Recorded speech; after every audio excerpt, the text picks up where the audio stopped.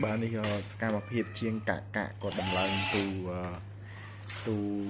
tập riêng con thôi bà nên một pro cả mà nắngนี่คือการเทียบชิงกับดำลายโอ้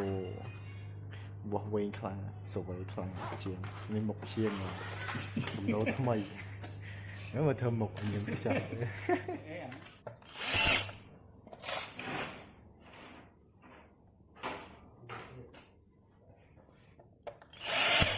คือเขาต้องไฟมิดต้องให้อาร์ต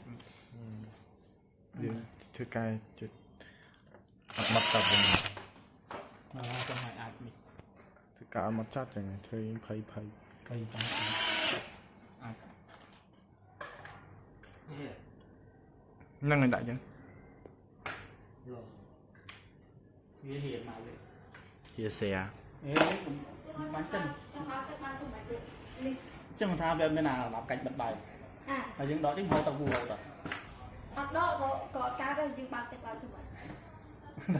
vô này em chơi hàng tận đang đái người chơi nhà rẽ nó mau quay trong đắng người kia làm được bài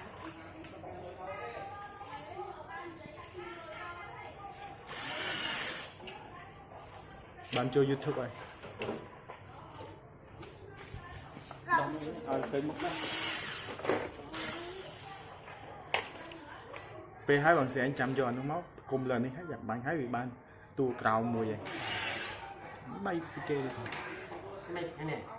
này bay bị cào ôi lọc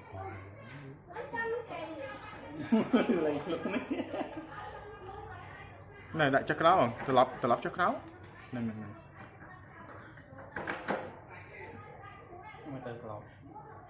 nhưng Nga đại Nga làm khơi từ tài rồi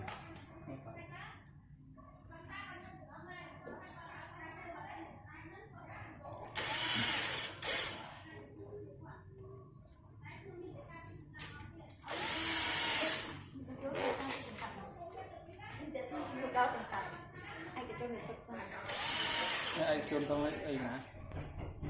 vẽ gì đó rồi ông chơi to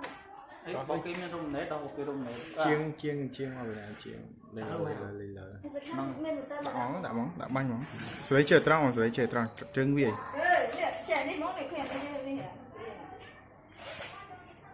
anh chỉ biết mà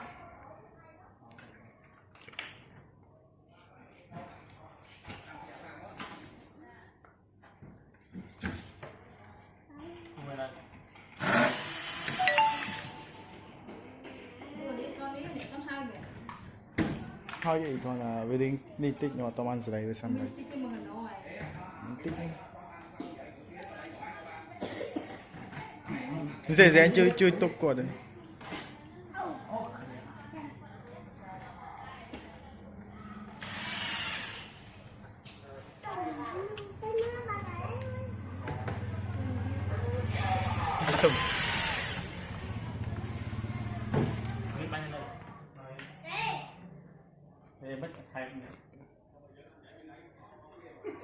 dạ tạ kho mục họ ấy bro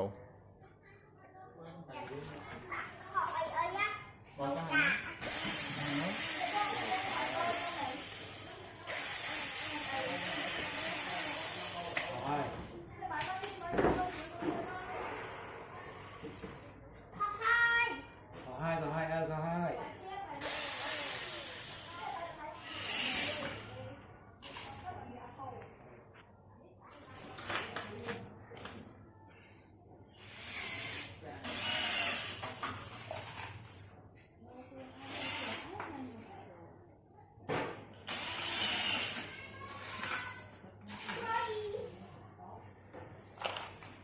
bánh bị cáo bro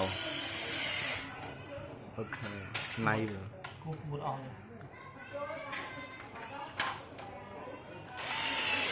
thịt cá đợi mình bài nhau không bài nó bay lên cha về thịt cá muối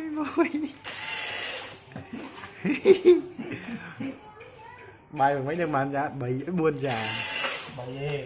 bay mấy buồn chơi kia nè khoa biết rồi chơi cái này ngâm lên kìa. Ồ, trong một lời chơi mẹ.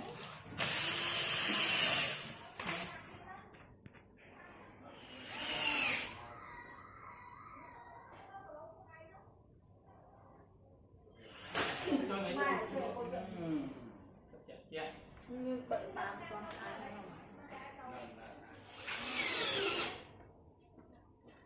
bánh trăng trăng bánh đặc biệt trăng sen sẽ còn thì